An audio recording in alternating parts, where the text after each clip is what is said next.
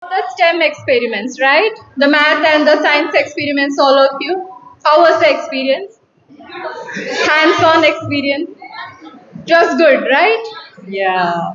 So now we move into the afternoon. Okay. So we are going to focus on something which many of us find both challenging and deeply rewarding. And that is teaching mathematics to our students who are visually impaired. How many of you have felt this that you understood a concept perfectly? You can see it in your mind, but when you're trying to explain to a student who cannot see a geometric shape or it can be a graph, you find yourself searching for the right words, the right approach. Sometimes you wonder, are they truly understanding what we are telling, what we are trying to tell them? That like this the graph is, or like this a 2D shape, or like this certain concept in math is, right? So this afternoon session is called Making Mathematics Matter, the joy of teaching and learning. Those two words are very important, joy and matter. Mathematics should matter to our students, it should connect to their lives and curiosity. And when it truly matters, when they grasp it, there is joy for them as well as for us teachers also. What makes this session special is the approach from theory to pedagogy to practice. You will explore mathematical concepts, discover teaching techniques which are designed specifically for our visually impaired learners.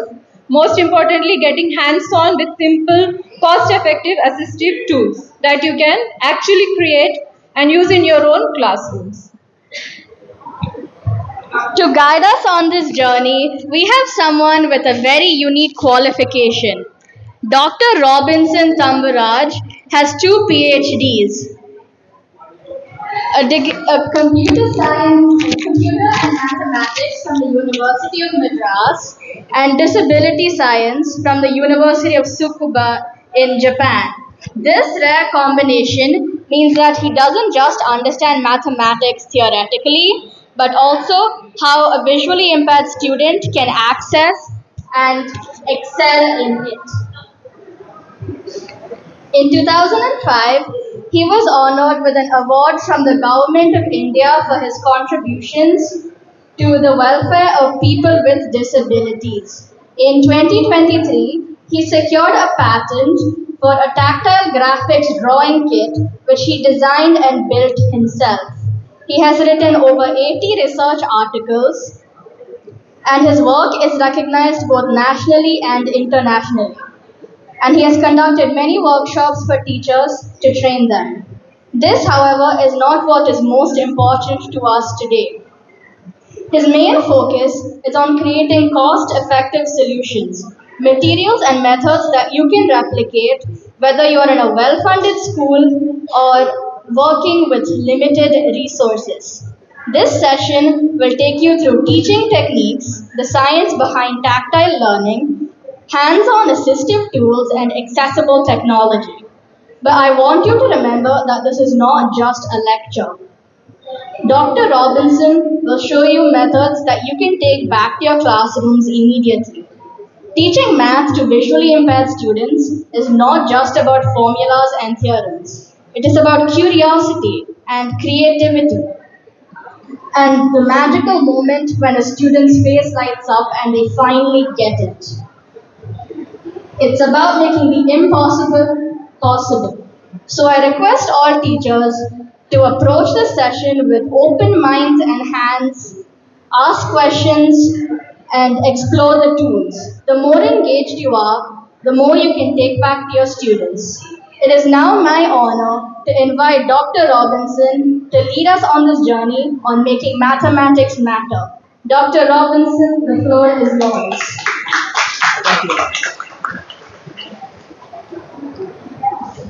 Thank you very much. Thank you, Sagarika, for the warm introduction.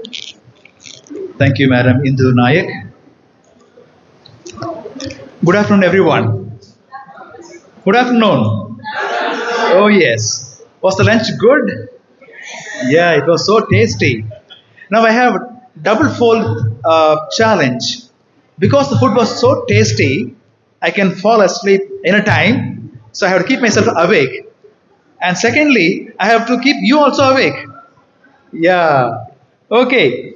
Right. I'm thankful to Vividha Trust for inviting me to give a presentation on making mathematics matter. And I'm representing Help the Blind Foundation from Chennai. I'm thankful to Help the Blind Foundation for supporting me. I retired from teaching mathematics for almost for 37 years. I was teaching mathematics. Now that I'm free, I'm able to kind of interact with people with disabilities, especially visually impaired people. Okay, I was in this field for some time, so I have some experience on teaching mathematics, making some tools for the blind children. So I want to share my knowledge because the session is about sharing the knowledge. But I have given the title like Mathematics Matter. Okay. And I must thank Mr. Nikhil Kumar for helping me in setting up this laptop and microphone. And I'm having two volunteers, Miss Manasa and Miss Shamim. Yeah, they are there with me. Yeah.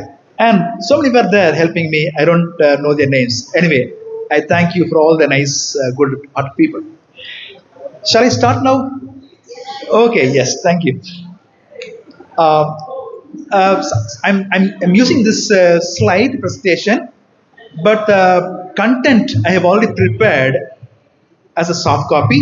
I have sent to Madam Shantala. She will pass it on to you after the session is over. Okay, so don't worry, all the content is ready for you. Okay, my second slide says mathematics accessible.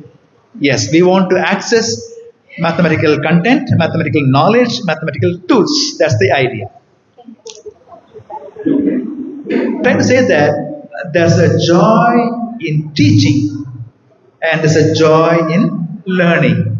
These two are very important because happiness is contagious. If you're very happy, if the teacher is very happy, naturally the students will also be happy. If the teacher is sleepy, students will be sleepy. So now we have to be very careful not to sleep. Okay, right. Good teachers make the learning very, very joyful. Teachers are remembered for two reasons. They are remembered because they were very good teachers. They are long remembered because they were not good teachers. I can remember some of my very good teachers in my school days. And I also can remember one or two teachers who were not that good. Yeah. So if you want to be long remembered, be a good teacher. Okay. I have just put the term on the screen. What's the term? Mathematics. What comes to your mind when I say mathematics? Let me ask somebody. What comes to your mind? Tell me please. Numbers. Numbers. Very good. வேற நீங்க சொல்லுங்க. சொல்லுங்க. சிரிப்பு நாளுங்க. Math. சொல்லுங்க. Formulas. Formula. Very good. What about you? Yeah. வருது. Sir, what about you? Calculations. Calculations. Very good. And sir, what about you? What comes to your mind when you say mathematics? Equations. Very good. Well said. Equations, numbers, calculations. That means what to say. Okay.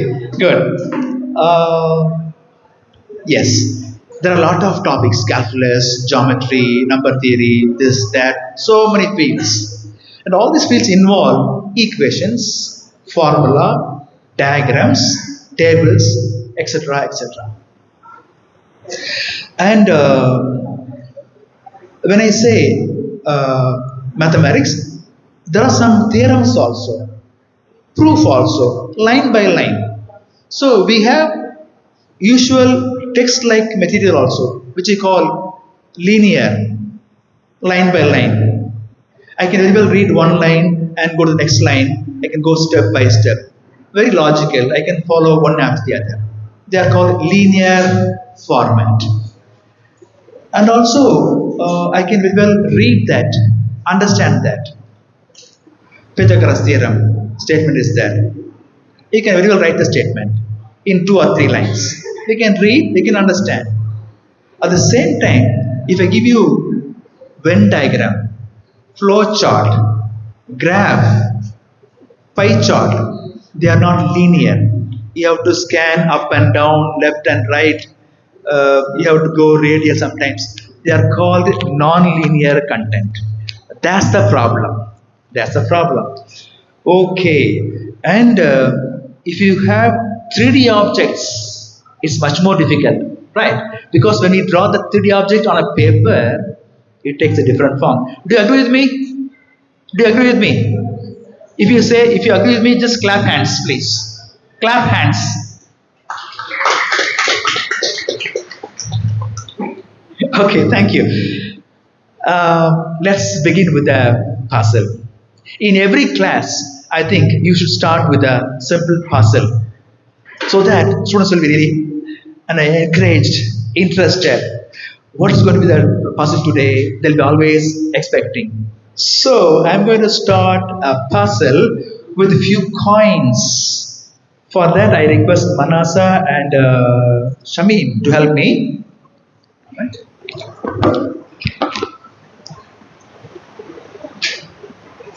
You'll be given one sheet, a tactile sheet, and 10 buttons. Okay, audience, please, you can observe. Okay, I'm unable to bring 80 sheets of tactile paper.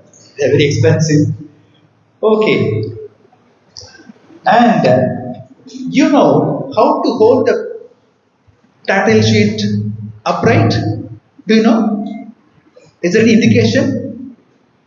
If you look at the paper carefully, on the top right side, there will be a small cut.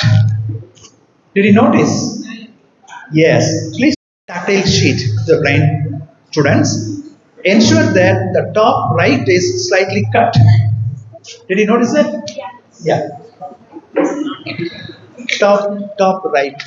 This one, this one. You have to hold it this way. This is the top side. Oh, okay. Yes, this So yeah, sorry. So you have to hold it like this because on the top right there's a small cut. It's a standard. Okay. So you'll be holding the paper that way. You will find something is drawn there. Some square cells are there. Did you notice that? Sir, you have to hold it this way. You have to hold this way, and if you go through, there'll be some square boxes, a long square box, like a prison cell. There are 13 squares, and bottom there's one picture, a 4 by 4 cell. Did you see that one? Okay. So when you teach the blind children, madam, we have to hold it this way because on the right top corner you have this small slit, small cut. Okay. Yeah. Okay. Really sorry to Agreed. Fine. So I have given each group one sheet and 10 buttons. Okay. You please place the 10 buttons this way. The first leftmost square, one button, and then leave one blank space. Then next two squares, place two buttons. From left to right, you are right. Topmost, leftmost square, one button, and then leave one space. Then two squares, two buttons, leave one space, place three buttons next. So you are pressing 1, 2, 3, 4 coins, buttons. 1, 2, 3, 4 buttons. And others can see it on the screen. I have arranged 10 coins or 10 buttons. 1 a space, 2 a space, 3 a space, and 4. Very good. Yeah. And then one space. Here. And then one here. Okay, very good.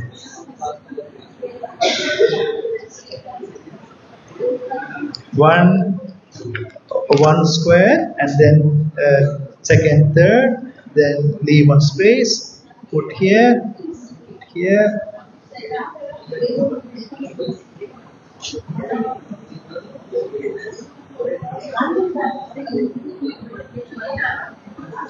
Yeah. Okay. First square, one button. Third square, two buttons. Third and fourth. Five. Okay, oh, that's Square. one shot. Okay. Do you have 13 or Three. Yeah. one more? Four. Very good. पंद्रह को और दो एक छोटे तीनों चलना Yeah, two. Yeah. चार Yes. Then, and then place a button here. Place a button here. Yeah.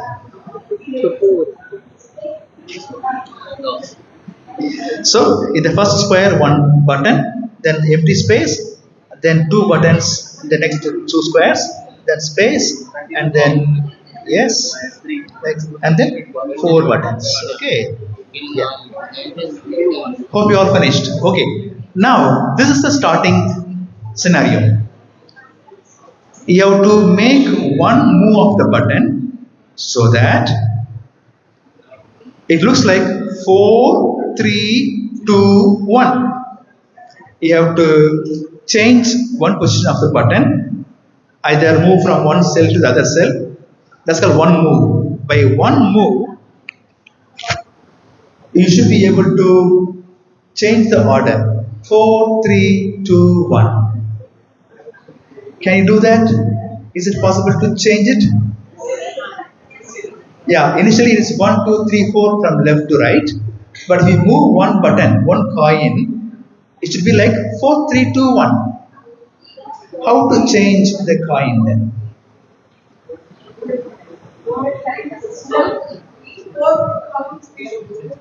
One move, you have to move only one button.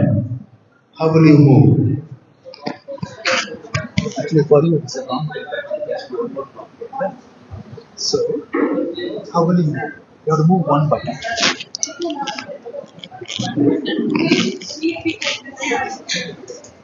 Finished. Very good. Finished.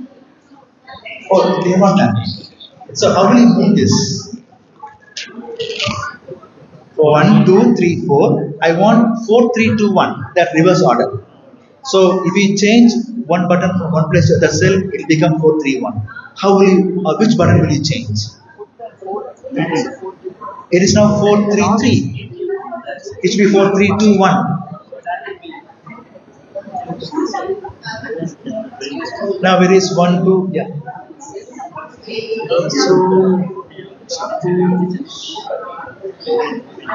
Okay? Can you finish? Can you finish?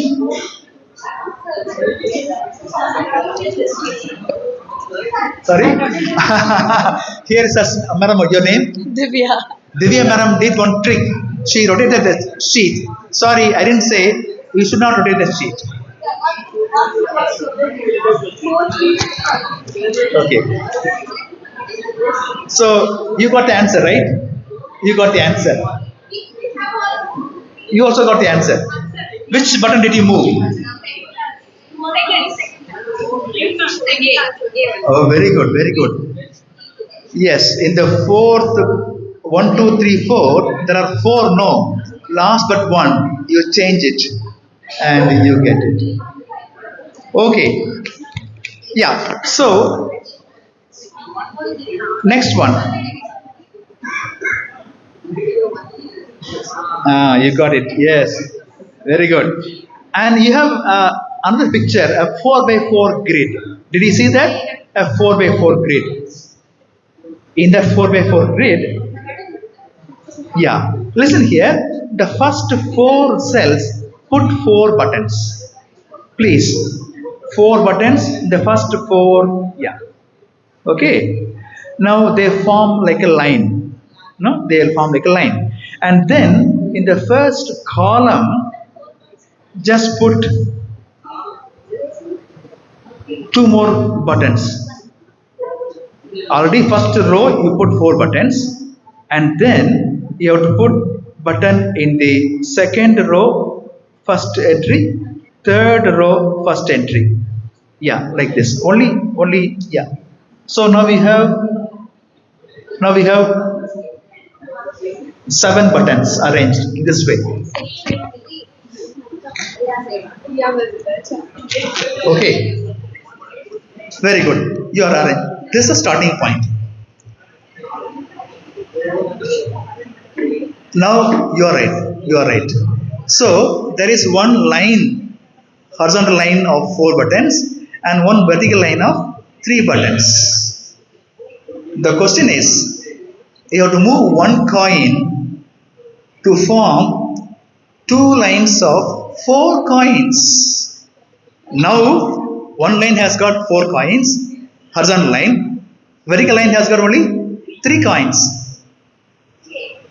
Vertical line only 3 coins. You have to move one coin so that horizontal line is also 4 coin. Vertical line is also having 4 coins. How will you move?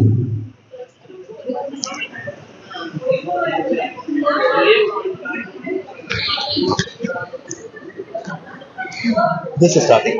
Huh? One line, second line. Now there are. This is having 4 coins, having 3 coins. But you have to move one coin so that this line also has 4 coins. This line also has 4 coins. Better? Idilla. Idan starting. Now this. No, what we did This is, was, what we did was, only one more, no? or one move. Only one more. We have to move. These are very simple exercise, but lot of mental thinking. I have a reason to do this exercise. You finished? Did you? No. Think, think, think. Don't sleep. Okay. Okay. To save time, on the horizontal line, the last coin, you move the coin, bring it, and keep it on top. Sorry. Keep it on top of the first coin.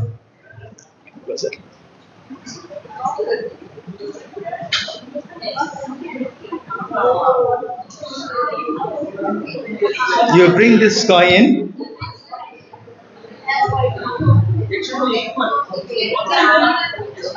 Yeah, it is one on top. Equal.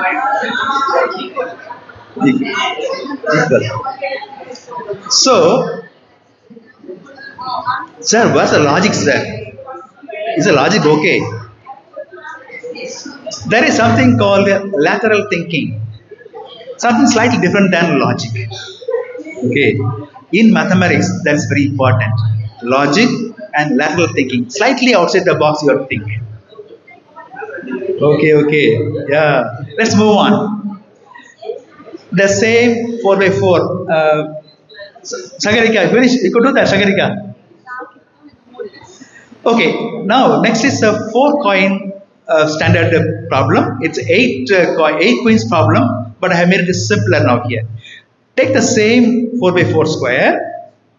Imagine these 4 buttons are 4 queens. Have you played chess? In chess, queen is very, very powerful. It can go vertically, horizontally, and diagonally and hit anybody. Imagine these 4 buttons are 4 queens. Now you have to place the 4 queens in one place so that all the 4 queens are safe. How will you place the 4 queens? Just keep only 4 buttons. Just have only 4 buttons in hand. And try to place one button per square. Arrange all the 4 queens. Maybe you should start like this. If you start like this queen, one button there, you can't keep any queen on the first row, on the second column. How will you place all the 4 queens safe? You have to have only 4 coins. Just have only 4 coins as 4 queens. These 4 buttons also alone you have to arrange. You are given 4 queens. If you place a queen one here, you can't place any other queen here or here. Just pick only 4 buttons for 4 queens. Just pick only 4, yeah, just only 4 queens, only 4. These 4 buttons you have to place. Imagine these are the 4 queens, okay?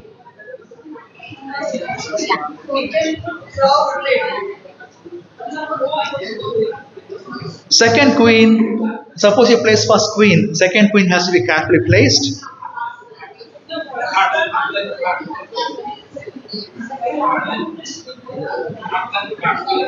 What about the third one? Will it be okay? You are right. You got it. Oh no no no. This is wrong. This queen and this queen they will hit. Ah. Okay. Well, I gave an answer here.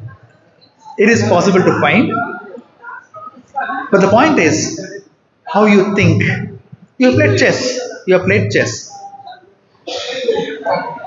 That's wrong because all the four queens will be hitting each other.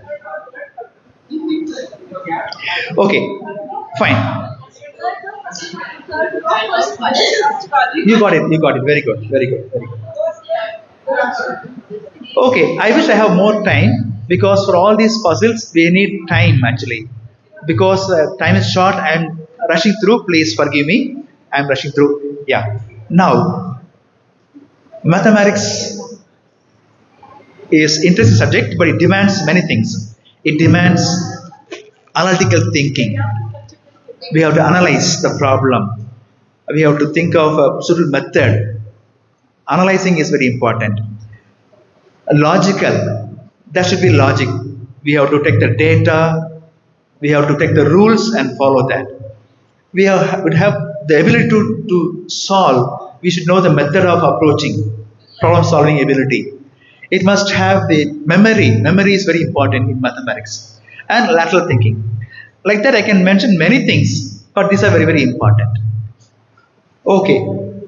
The paper that you have seen is called the swirl sheet, sometimes called tactile magical sheet or tactile magical paper, because whatever you draw with a black ink and feed it to a heater machine, the black will absorb more heat, it will pop up from the paper. And I have given the name of the machine here. It is called PIAF, Pictures in a Flash. This machine is very, very helpful in making tactile diagram sheets. You would have seen, some people would have seen. If you have not used this one, I think it's a very good machine. Not cheap, it's around 1.1 lakh. But if your school or if your agency can buy, you can make use of such nice diagrams. Okay, and as I said, we always make a small cut on the top right on the paper so that people know that how to keep the right side up. Okay, and in this section I will talk about some theory, some methods, pedagogy, and then we'll talk about some of the simple tools and then some technology. But they are very specific with the disability science, so we'll talk about the pedagogy of teaching mathematics for the vision impaired people, assistive tools and assistive technology. Okay, now I said memory is very important. Forget about the tactile sheet now. I have given some numbers on the screen. Someone can read the numbers loud. Someone, madam, please read loud. No, read the sequence. 3, 6, 9, 12. Then I put a question mark. 15, and then very good. This is called arithmetic progression. Very good. Suppose I put 1, 1, 2, 3, 5, 8. What's next number? 13. How? You're adding first two numbers to get the next number. 1 plus 1, 2. Very good, very good, very good. You are right. So, you're able to immediately kind of work out some formula and you verify that. All happens in few seconds. You're trying some number and then you're verifying it and then you're speaking up. Okay. Next is alphabets. O, T, T, F, F, S, S, E. What is next? Manasa, tell me what is next? E. How? Double, double? But I have only one more. Huh? Repeat. So what is next? O doesn't repeat. Are you following me? O T T F F S S E, and what is next? L. Sagarika is L. Oh, you got it right. You got it right. Hold on. You got it right. She got the answer. Sagarika got the answer. You got the answer. R. R for Robinson. Thank you, but that's the wrong answer. Any other person has got the right answer? N. Sagarika, please tell me how you got that answer? N, please. It's the first letter of all the numbers. Excellent. O is 1, T is 2. Clap to her. O for 1, T for 2, T for 3, 4, 5, 6, 7, 8, and N for 9. என்ன sir இது சேச்சா ஜோக்கா sir சேச்சா. But listen here, this is not mathematics. This is not mathematics.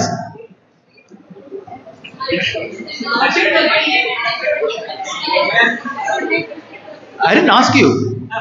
I didn't ask you at all. I just put a slide there. Yeah. If you know the answer, you can't keep quiet. That is the nature of a student. If the student knows the answer, he can't keep quiet. The answer may be right answer or wrong answer. So in your classroom, if the students are very loud, noisy, notorious, allow them because they got some answer. If it's right answer, we'll appreciate. If it's wrong answer, we'll tell them how to get the right answer. Yeah. So let's move on. Now I'm moving on to the very basic geometry articles, objects. In case you're handling the beginner level geometry, say for the grade, use some of the basic shapes. Let me kind of share my experience or my knowledge, how I introduce these shapes to the children. Okay, then we move on to higher levels. I ask Manasa and Shamira to VS. That's about it. Please bring it.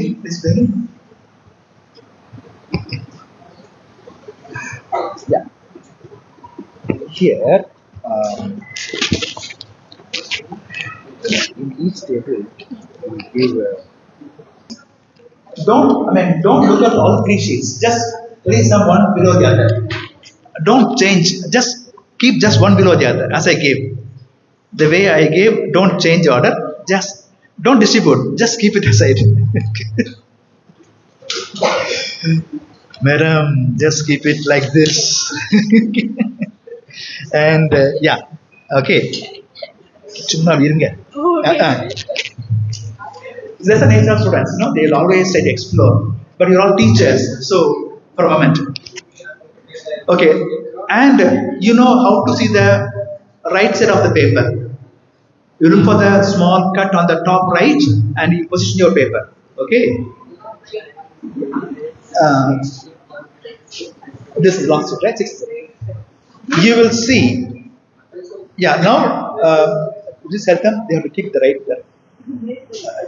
The cut should be on the top right. The cut should be on the top right. And the first sheet, there are 6 objects. What's the first one? It's a line segment. Line is infinite in nature. We cannot draw a line. We can only draw a line segment. A line segment will have a starting point and an end point. Yes. So did he notice the small dots on both the ends? Yeah. In geometry, the terminology is very important. You should tell the children that line is very infinite. We can only draw line segment. Next, you find what is that? Very good. Yeah, ray. In mathematics, we don't call it arrow, we call it ray. Sometimes we call that as a vector. Yeah, later we talk about vector. Yeah. So it has some starting point, some direction with some arrowhead like that. What's the third article? Curve. Okay. Sometimes we say arch also. Okay. Curve or arc. Sometimes we say arc. Then I have 3 pictures, one next to other. Okay. Now listen here. Very good. And then acute angle, obtuse angle. Okay. See, you have to, when you teach this right angle, please position the paper on the edge of the table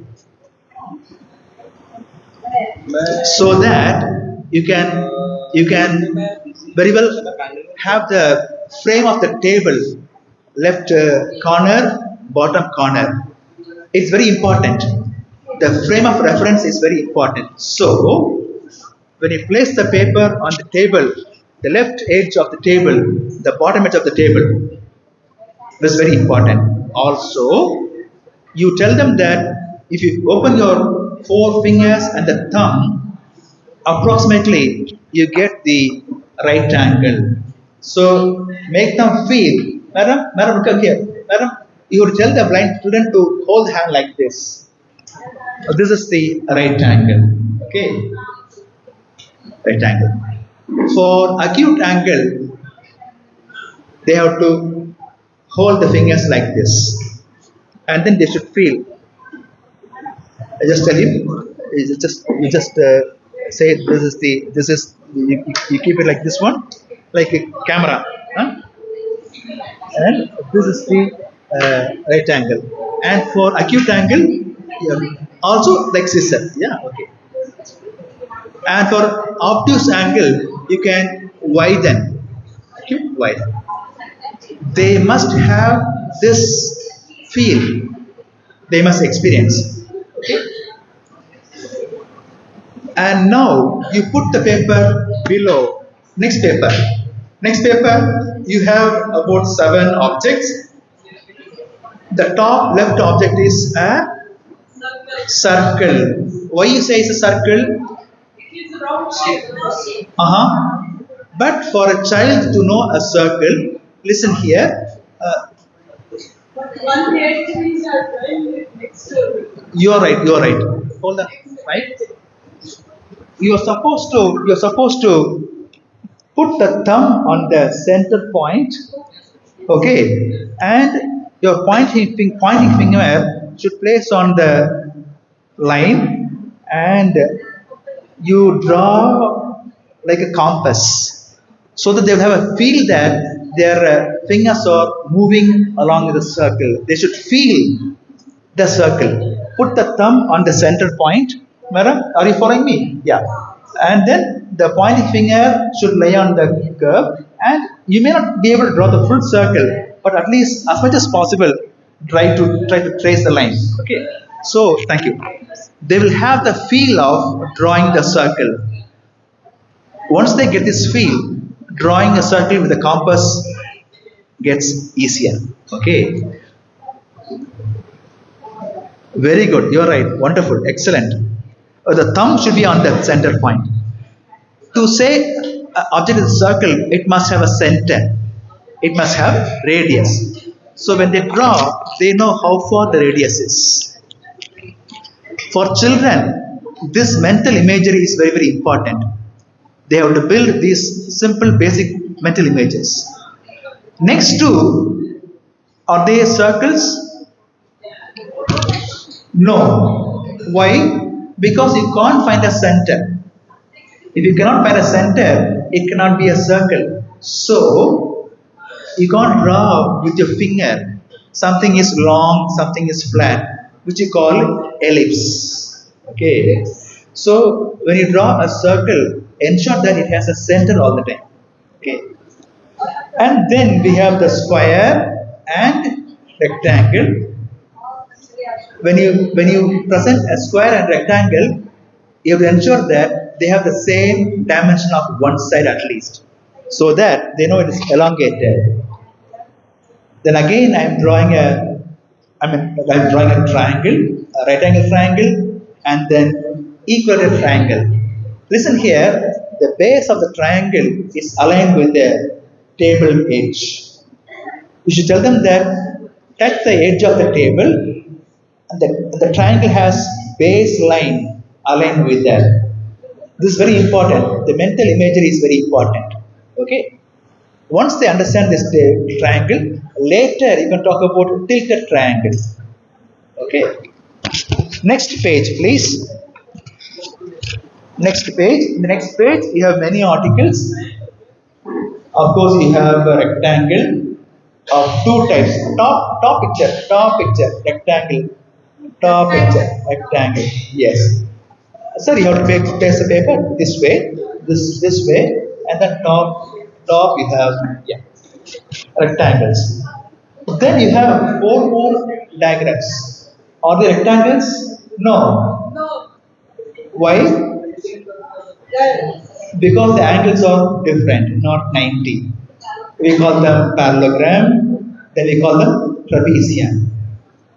Okay, these are the graded shapes. Okay, starting from line, curve, and then circle, ellipse, triangle, square, rectangle, parallelogram, trapezium.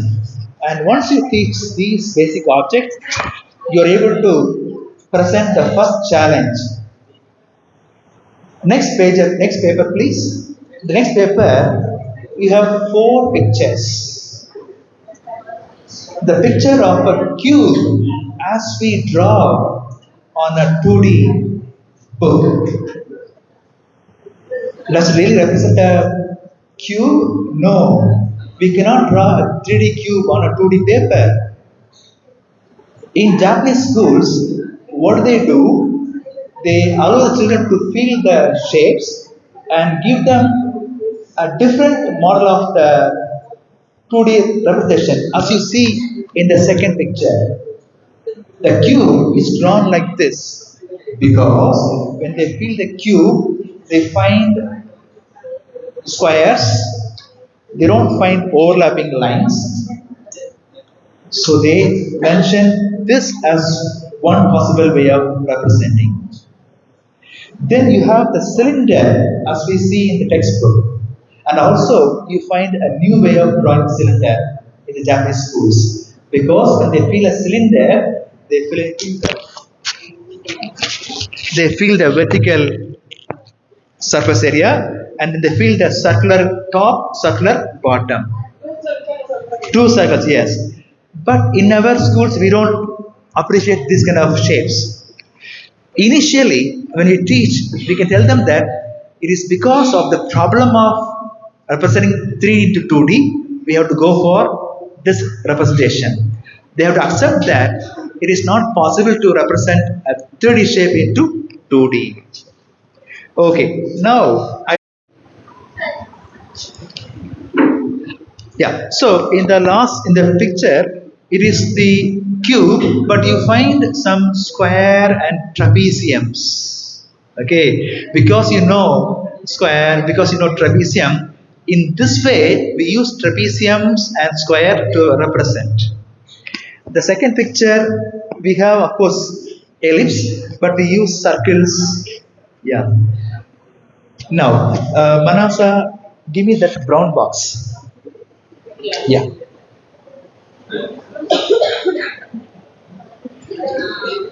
Now, in this box, you take one this and one this to each group. Each group will have two pieces. Each group, I give you one wooden model and one 3D printed model. Okay? This, yeah. I give you one wooden model and one 3D printed plastic model. Perfect. Okay. Some models are quite complicated, some are simple. Sir, please tell me what is the wooden model you have? 3D model. Yeah, what is that? Cube.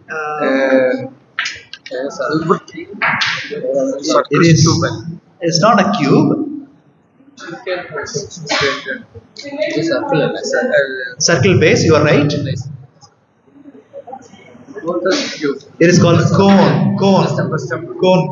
Okay. Madam, what is the 3D model, wooden model you have here in your group? Cylinder. Oh, cylinder. Yeah, you can. Did you feel the cylinder? Okay. One means of What is the model, sir? Wooden model? What's the wooden model you have? Plastic model. Now here. Cone, yeah. Actually, for each group, I have given different shapes. And let me get this shape. This is not a cube. It's very peculiar. Okay. And that again, there is a peculiar model. This one. There are four triangles. Yeah. What is that four triangular pyramid? Pyramid has squares, three squares and two triangles. Yeah. Prism. Pyramid has got four triangles and one square base. Okay, so listen here. When you talk about these 3D models, there will be a lot of confusion for children. You have to have wooden shapes or handmade shapes plus this kind of frame models because they have to explore the edges, the points, and inside. It's very important. Okay, now let me come back.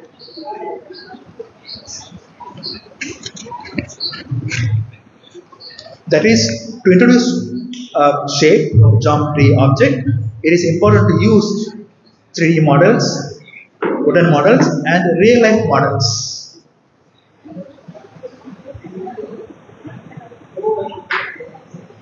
Okay, if you want to talk about the cylinder, best example would be battery. If you want to talk about ellipsoid, watermelon. If you want to talk about torus, vadai. All these are real life examples. Okay. Blind children, they adopt different ways of exploring the object.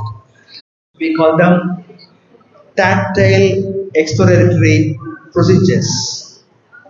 If I give you this shape, it is so nice, you hold it, you try to press it, and then you kind of look for some curves or pointed edges, it is not there.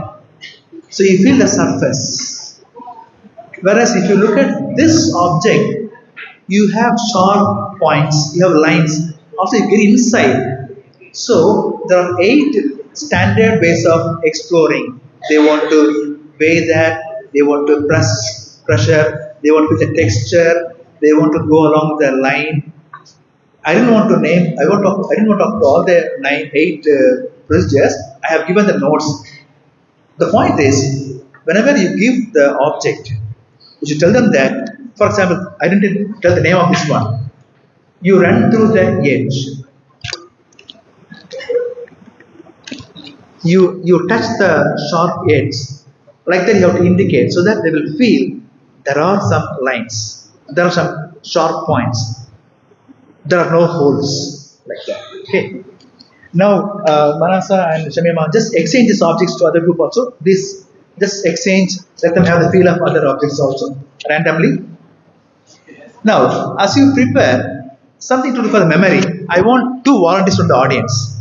2 volunteers from the audience. Somebody who is still awake, volunteers. Sir, please come. You raise the hands. Please come. Sir, please come. Yeah. Sir, your name.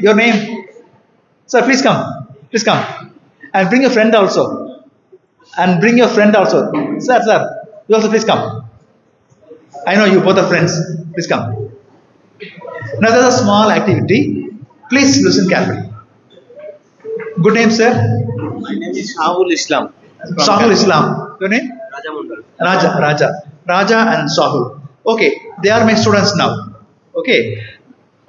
They will tell numbers one after the other. They are supposed to reach the total 20. They will start with number 1. Suppose Raja starts with number 1. Shahul has to add 2 or add 3 with that. So you can say 3 or 4. He will say 1, start with 1. You have to either say 3 or 4. Don't say plus 3 plus 4. Just say 3 or 4, your choice. If you say 4, you can either add 2 or 3. That means you can either say 6 or 7. Like this, you have to keep adding.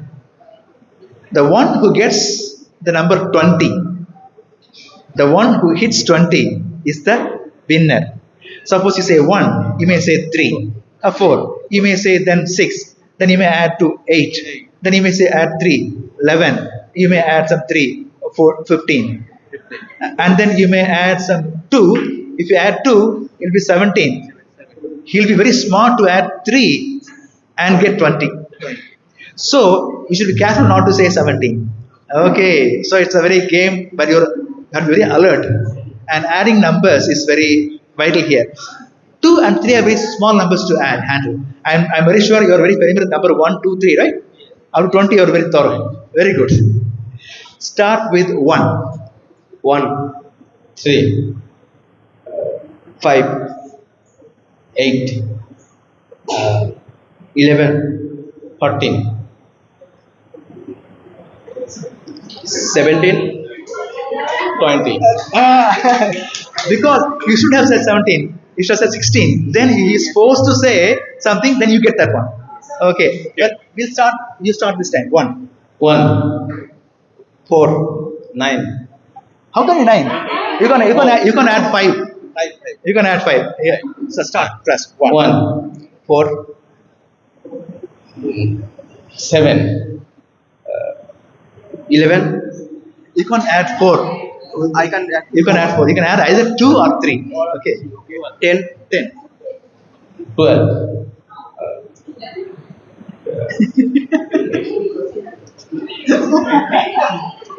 15, 17, 20. Very good. Thank you. Thank you. Stay here. Now, this is a very simple activity. This is very effective in a classroom. It's very effective. I tell you, it's very, very effective.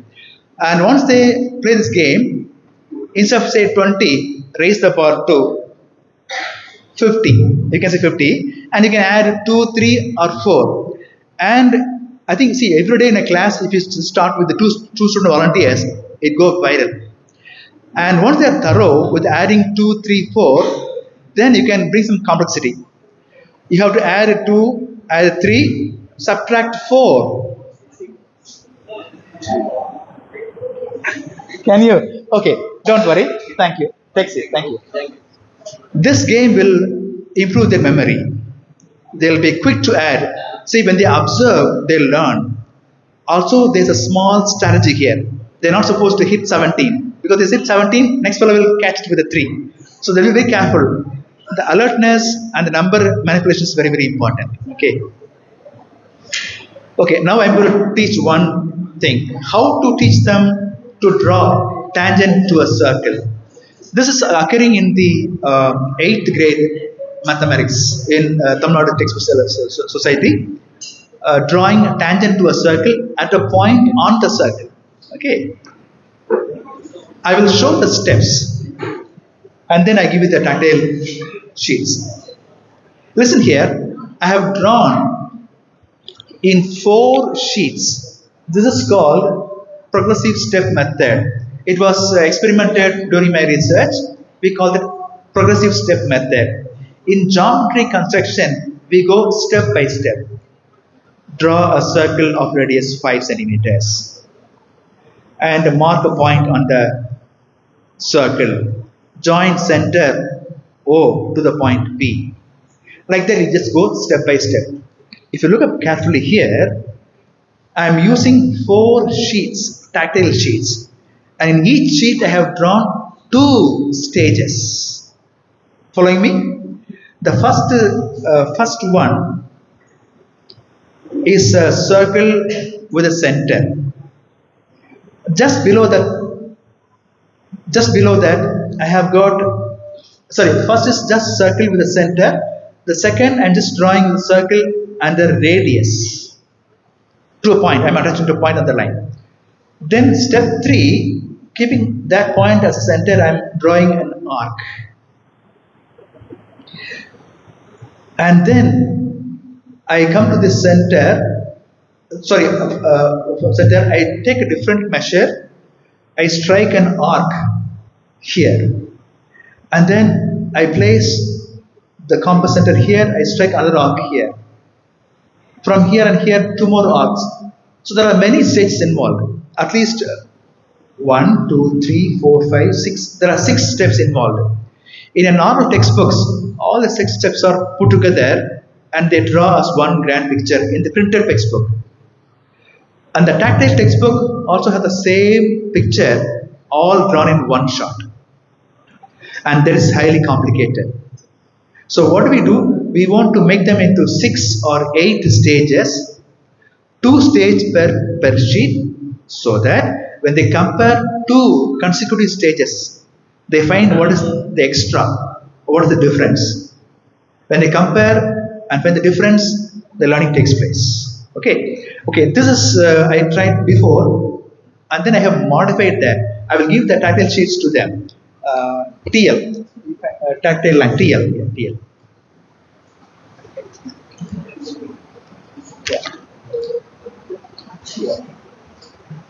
Here.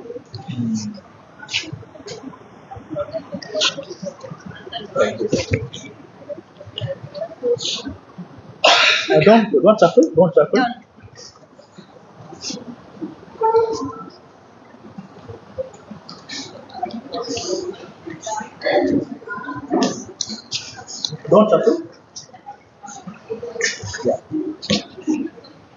Okay. How many sheets are there, ma'am? How many sheets are there?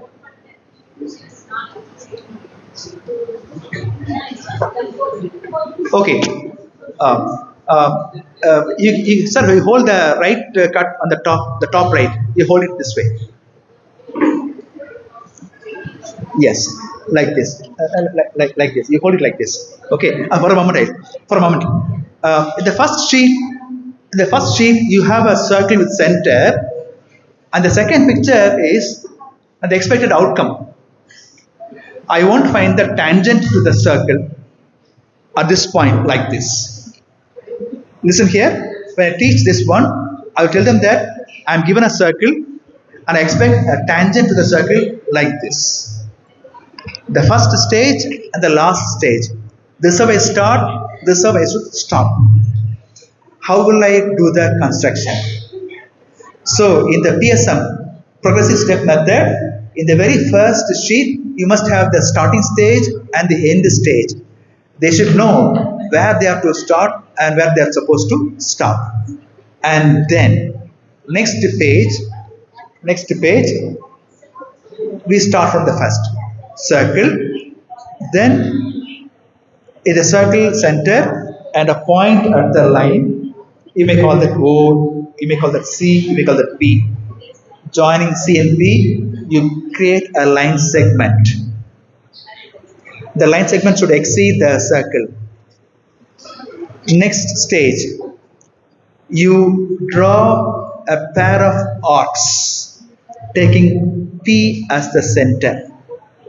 You find 2 arcs. So you are supposed to compare 2 stages. Page 1, first 2 stage, and then last picture with the first picture, next page. When you compare 2 consecutive stages, you know the difference.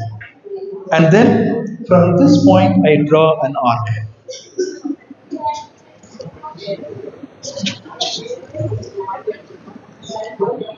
From this point, another arc to cancel that arc. And now from P and that arc, I am joining. I am rushing through, but I am trying to say that each stage is shown. You might notice that sometimes I will be using some dotted lines. Dotted lines give you stimuli. What is different from the first picture? This is important.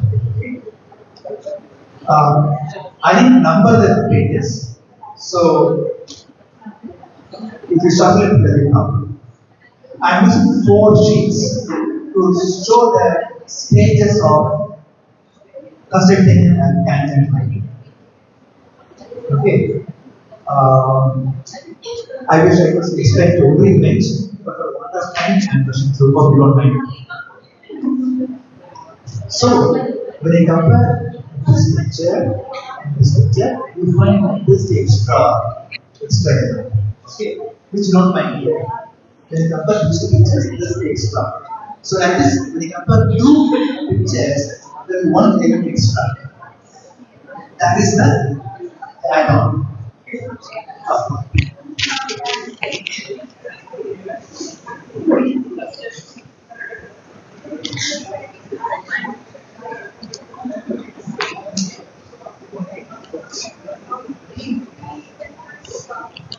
Okay.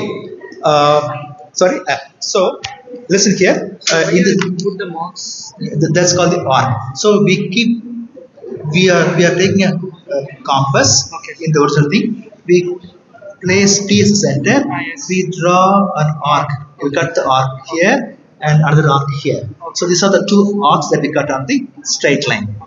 And then here you place the compass at this arc and draw an arc outside the circle. The same way, from here you have to cut an arc. Okay. That's what you find here.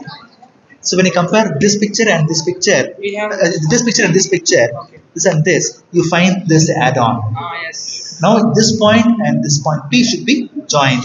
That's what you get here. Okay. Yeah. So I hope you understand. Nice. Okay. So I just gave one simple example of like that. We can talk about angle bisector. All the constructions possible. If you add the braille dots, that's more helpful. But here I didn't include the braille dots, numbers and alphabets. It is possible. Moving on. Well, in India, we are blessed with so many cultural and traditional things. One good thing is the kolam or rangoli that we often draw during special occasions. These rangoli patterns or kolam patterns are rich with geometrical notions. We can very well make use of these real life examples, patterns, while teaching some of the math concepts. By doing so, we can appreciate the math behind the column, we can appreciate column and how it is relevant. Okay, so here I am going to talk about column patterns. We draw column patterns of different sizes, different shapes. Some are called Kampi column, Chiku column, Irde Kamalam, various types of columns. We pick some columns which are suitable. So, I'm going to talk about a simplest column pattern, how to draw that, because blind people have never drawn the column. If they try to sense the column, the powder gets erased. So what do? We make use of the tactile sheets. I just put two dots, then I'm drawing a line around the two dots. To make it easy, tell them that the shape of 8, okay, now TK, yeah, TK, yeah, please bring that. Here,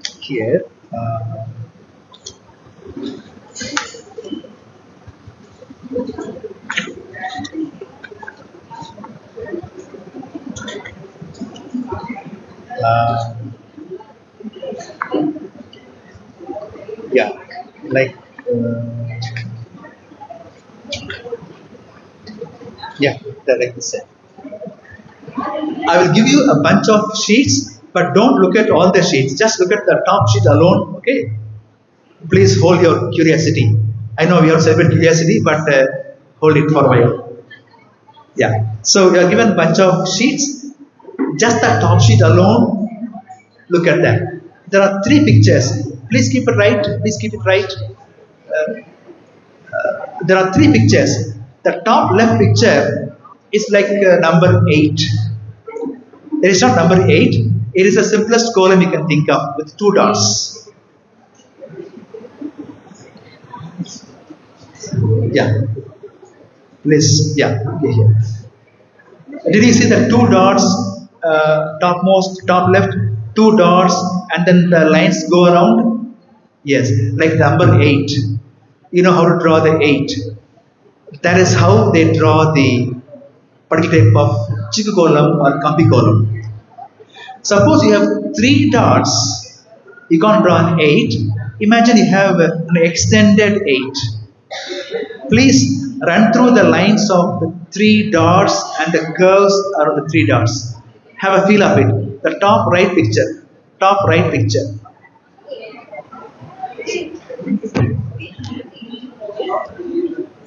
Yeah. This one, like 8, you go then around like this. Okay. 8, this is 8. Okay. Like this you start with them, but go one step lower and come. Okay. What is this? I come to that. I come to that. Hold on. You have gone to third picture. That's called curiosity. This is 8. Yes, sir. Like this one, like 8, but goes down. And yes. Show this to others also. By then they have gone to the third picture and next page also. Okay, so like 8, the simplest dot, and then 3 dots, you know how to draw. Now the last picture I put 5 dots, and then the lines go round and round. Okay, we don't draw these simple patterns at home, but to teach column, these basic style of drawing should be taught. And once you teach them how the line goes around the dots, it gets easier. Once that is easier, cut mark on the top right? No. Why? Because I can use paper this way, this way, this way. When I tilt, the pattern doesn't change because it is symmetry. When you tilt the paper in 4 positive directions, the picture remains the same. It is because it has got symmetry.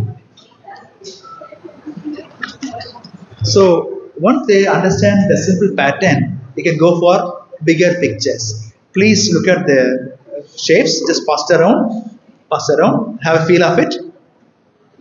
Yeah. And you have these pictures to teach them rotational symmetry, radial symmetry, mirror reflection, all that is possible. Okay, so these are some of the whole column patterns, not all.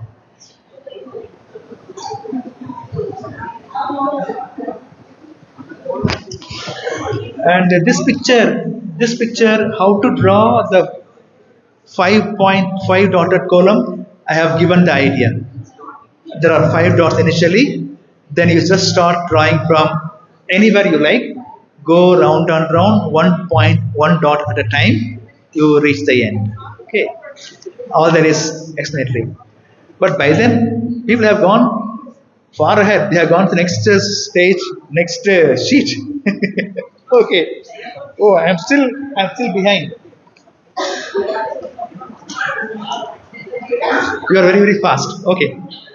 Now, look at here. These are the stages of the drawing I have shown. And then something called Hriday Kamalam, lotus heart. In the puja room, people draw this Hriday Kamalam. They believe that the Lord will reside in the heart when you pray, when you meditate. So the Hriday Kamalam is mainly drawn in the puja room, especially 5 circles, 8 axes, standard ones. But to understand the difficult column, we must start with simple. So imagine 2 circles, one smaller circle, one bigger circle. So you have to keep the paper, yeah. Leftmost picture is having 2 circles. And then, please imagine there are 3 lines or 3 axes that go inside. Did you look at this one? 3 lines. When the lines cut the circles, you get some dots formed. There are totally 6 dots. Now once you understand, forget about the circle, forget about the axis. Just keep in mind the 6 dots. First circle, second circle. Now you have to have this in mind, number 1 2 1 2 1 2. As you recite 1 2 1 2, you move from first circle to second circle like this. Look at here. You start from the first circle, move to the second circle. then first circle, then move to the second circle. You recite 1, 2, 1, 2, 1, 2. When you say 1, you start from the first circle, then go second circle clockwise. As you keep drawing, you finally end up getting a shape like this, like a small flower. Suppose you have 5 circles, so 3 circles and 5 axes, and you repeat 1, 3, 2, 1, 3, 2, 1, 3, 2, you get this pattern formed. Hriday Kamalam. Suppose you have 5 circles and 8 axes. You recite 1, 3, 5, 2, 4, 1, 3, 5, 2, 4. As you recite and go join the dots clockwise, you end up getting this typical Hriday Kamalam which they draw in the puja room. Okay, so we teach them the simple method. We need not teach anything big.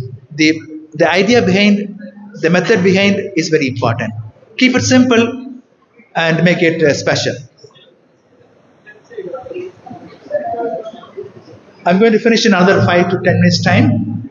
We are all familiar with the well-known traditional board game called Pallanguli. Pallanguli. It's played often. Yeah, very, very interesting game. This game is so interesting that even old people can join the younger ones and play during the summer holidays. I have played this game. And I have brought some board. Yeah. Open the. You have 5 shells per pit. Some play with 4, but I want you to put only 1 per pit. Listen. Only 1 shell. So you're all very, very naughty, disobedient, typical children. Put 1 shell per pit. I like you. I love you. Okay. Only 1 shell per pit. So there are 7 plus 7, 14. Listen here. Playing the Pallanguli is good, but the strategy in playing is very important. The strategy that I develop mentally is very, very important. Have you put all the, 1 shell per bit? Have you? Yeah, please, Manasa, please help. Each one. And now listen here. There are 2 players. 2 players can play the game. Now listen carefully. One of you should start the game. You know how to play the game of Pallanguli. You put the cow shell next bit and keep going. And once you run out of the shell, empty pit, you kind of fill it and the next batch you take. Now because you have put 1, 1, 1, 1, 1, you will find that at some stage you get 2, 0, 2, 0, 2, 0 like that. 2 empty like that. Okay. So the first player, when he plays, he can pick any pit of your side.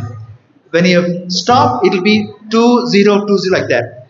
Then opponent player, of course, will pick up a 2. He plays, and then you play. If you play this game 3 or 4 times, you know the the strategy to get more coins.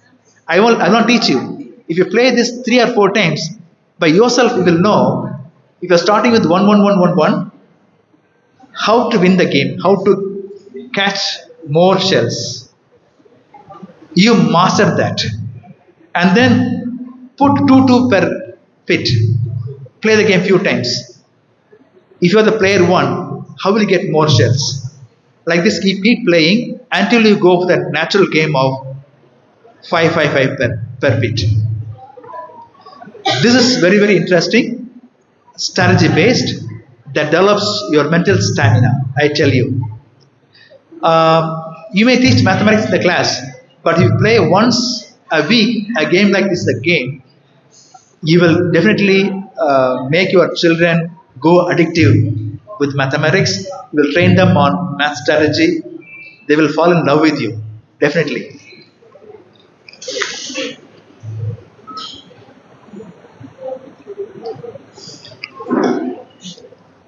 Okay.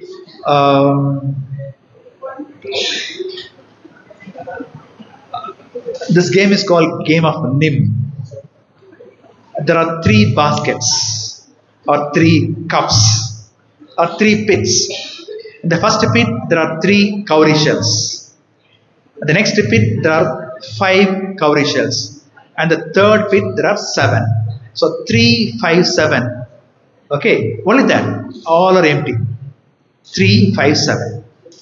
Now, one player comes and he can take any one of the pit, choose any one of the pit, but choose any number of shells. Next player comes. He can choose any one of the pit, but choose any number of shells. They keep drawing. At one stage, it goes empty. It goes empty.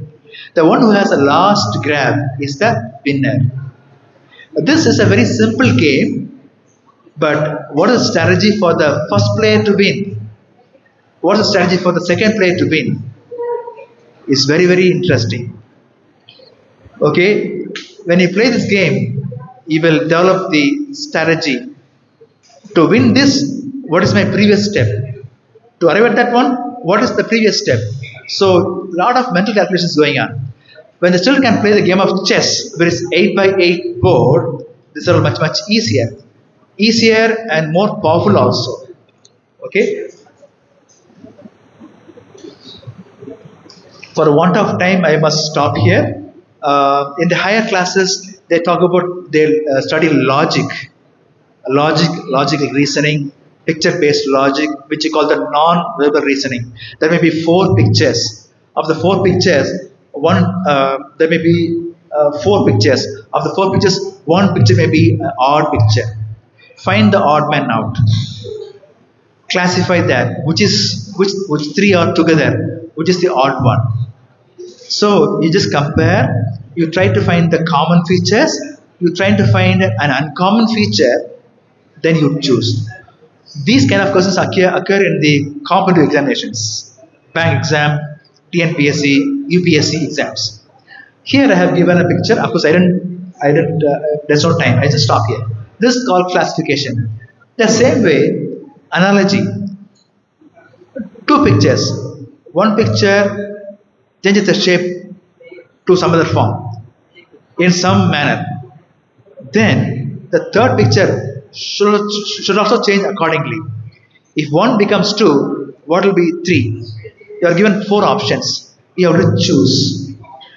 Like this, we have done teaching with the blind children, analogy and classification. Initially, it took some time. And once they understand, they get so glued with this non-verbal listening questions. Okay. Well, I have used the PIF machine for making these pictures. I used the software called Tinkercad. Very simple 3D making software, freeware. It is interesting to make use of that software. You can make your own 3D models. You may not have a 3D printer, but you can create the STL file and give it to some engineering student. They may take the printout. Okay, so it's fun. When you have some spare time, just download the software, Tinkercad, and you can just play around. You can make your own models. GeoGebra, the best software to teach algebra, geometry, all that. Okay, so I have done some points today to cover up. I have mentioned these 12 articles. From the known to teach the unknown, and the geometry thinking ideas, hand exploratory procedures, and then what are the 3 domains of learning? We have to reach the heart, they have to use the hand, and then they have to use the mind, heart, hand, and mind. They have to use. Then you have to give the real life examples, whatever is available, and then memory based activities. Then these are the assistive technology. So with this, I want to close. And if you want to give your suggestions, input, please feel free to IN, or you can WhatsApp me to my number 9940 355 399. If you have any questions, if you have any issues on teaching math, please feel free to communicate to me. Whatever I know, I can share my experience and knowledge. And my contact details are also along with the soft file, soft copy, which you'll get from Ms. Shantala. So I was to stop here. Thank you. I'm So I have one doubt. So you told many things. So related to vision impact. So in our foundation there are also ID students like intellectual disability. So how we can teach the intellectual disability student? So they are also a visual impact. So how we teach those type of people because they not have the proper mind to understand the computer first thing. So we taught them how to identify the currencies. So the like the basic things. So in which are the things we add to them in the basic needs. So how we teach to them. Thank you, Bernie. Bernie is asking how to teach some of the basic math skills or activities of daily living, ADL, for a child who is vision impaired and having ID, intellectual disability. We are talking about multiple disabled children, both VI and ID. First thing is to assess the level of disability, the ID level of difficulty, and then what is the need. Is just teaching the essential of daily living is okay, or does he need more than that? So that we have to keep in mind the status of the disability of the child and what is to be taught to be first decided. And then I think for such a special kid we have to have a special approach, individual approach, and it is highly interactive, and then of course it is structured. Then we have to have the continuous feedback. For every stage I have to get the feedback from the child whether he has understood. Yeah, so the one-to-one teacher taught, and slow feedback based content is the thing. So assess the status, what is to be taught to be needed, and then you have to connect the lines. Yeah, yeah, that's the approach. NIPMED in Chennai, they are specializing on multiple disability. They also have the input on that. The visual impaired children, the mathematical geometrical जो है इसे embossed dots in triangle rectangle are found. My question is whether what you shown these types of diagrams can we make it computerized in every book of geometrical mathematical book of visual impaired students? Can we make it computerized? That's a very good question. Uh, we have focused on the tactile diagrams.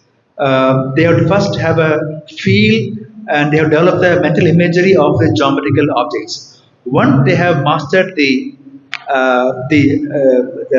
objects, once they are thorough about the geometrical shapes, objects, next step is to avoid these tactile diagrams. The next level, when they go for higher mathematics, we need not give them these tactile objects. It has to be purely computerized. There are screen reading softwares not for all the diagrams. For some symbols and for shapes, the screen reader can read out the name of the shapes, name of the objects. Okay, if it is circle, it can read. But when it comes to surfaces, there are some challenges. So not all shapes, not all surfaces are readable by the screen reading software, but there's also already some progress made. There are computer softwares, computer screen reading software which can read the standard geometrical shapes and standard expressions too. So when we teach them initially, we have to use the tactile, tangible models. Once they acquire, we need not go for these models. It has to be purely reading based, computer based. Yeah. So there's still research going on that one. To answer your question, it may take few more years to make fully computerized talking software. AI is coming heavily, so we should have that option soon. Yeah. Good afternoon, everyone. I am Maurika from 1000 Special Management. I like to share you that books and reader. There are many books. Audience function, books and library, largest library, it has a total Alex books in it, and there are editions that textbooks of NCERT. Where any science student can take easily mathematics even. So it can very easy to hear it in word form. So it's a very cheap solution for mathematics from the children. Yeah. It reads many of these objects. My issue is that suppose we talk about hyperbolic paraboloid, that surface. That one, you have to feel of that surface. So to teach them hyperbolic paraboloid, they must have the feel of the surface. One way it is hyperbola, the other side is parabola. Once they have the experience of understanding the hyperbolic paraboloid with a tangible, tactile model, then it's easy. So the initial mental imagery is very important. Yeah. So I mean that cannot be replaced. Once that's understood, then it comes easier. So my point is to develop the mental imagery of this kind of complicated shapes. We should give them the experience and exposure of tactile shapes. After which it's easy. We can get rid of that. They can recall always the shapes. Thank you. Yep. Oh yeah. Here somebody here, madam. Yeah, you have a question to ask? Yeah. My name is Rekha Kulkarni from Manik Prabhu Blind School, Raichur. How to teach regional thinking in maths? It is difficult to child. We can show diagrams, we can say formulas and other things, but child will not learn easily regional thinking power.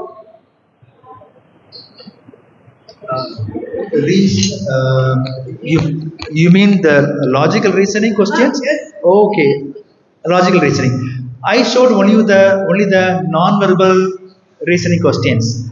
Logical reasoning, most of them are text-based.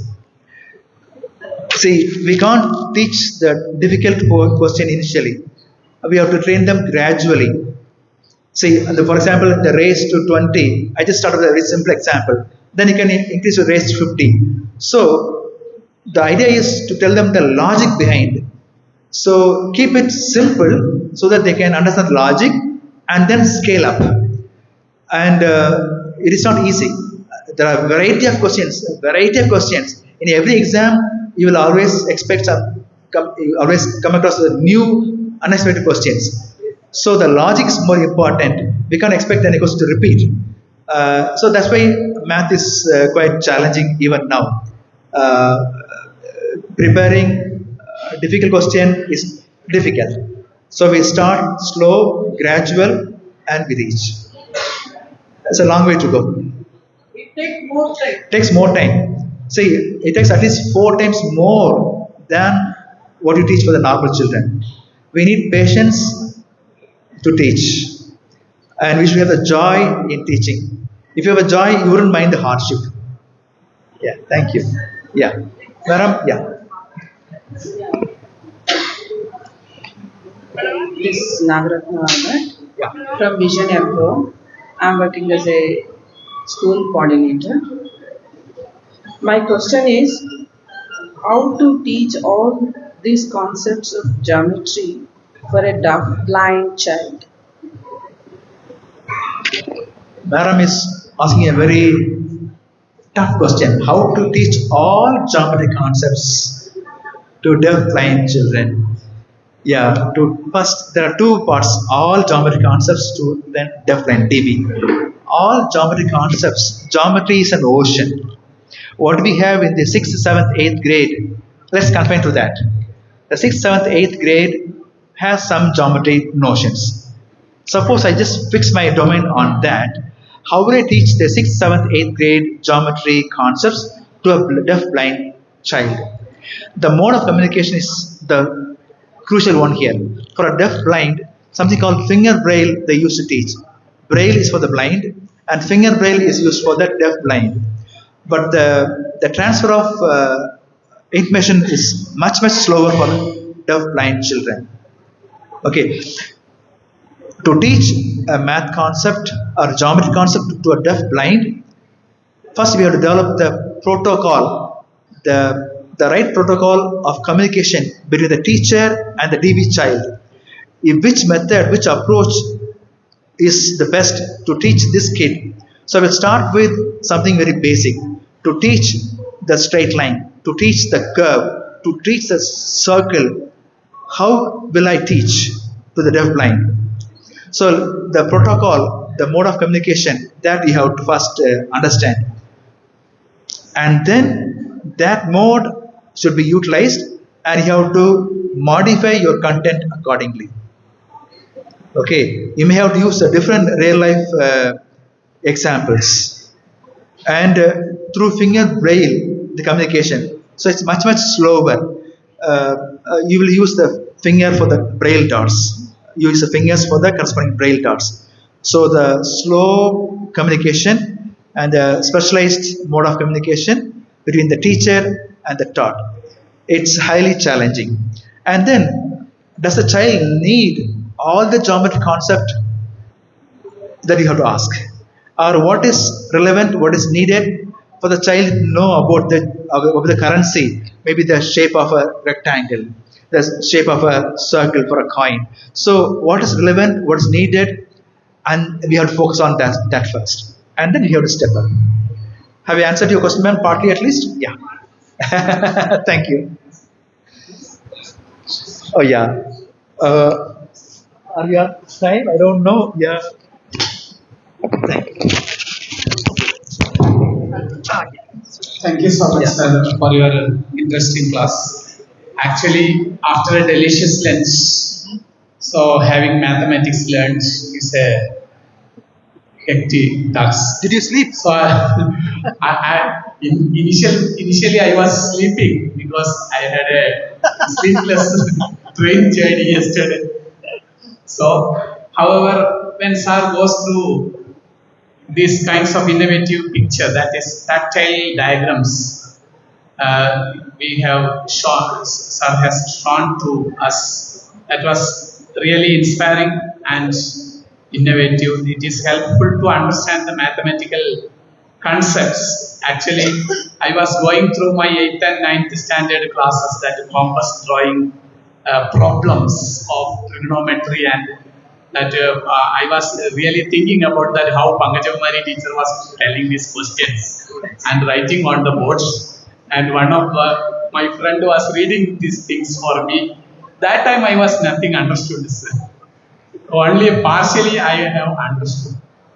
And before that, when we were learning in primary schools, there was one Johnson sir. Sir was using beads to realize all these things, and he was using beads and that pin over the cardboard, and in making these kinds of tactile graphics, and made us understood all these mathematical concepts. So really I was revisiting these memories by your impressive class, and I ask you that nowadays all the SCRT and NCRT textbooks curriculum has to involve a copy of these kinds of tactile graphics. You must ask them to include these kinds of tactile graphics into their textbooks as an inclusive textbook. So that must be a fruitful outcome of your research and presentation. So I have no more questions to ask. Anyway, I compliment your entire presentation and making this session a wonderful. Very well said. Thank you. In fact, efforts are being taken in this direction. The information that I come with, we are also actively thinking about making such diagrams as part of textbook. So.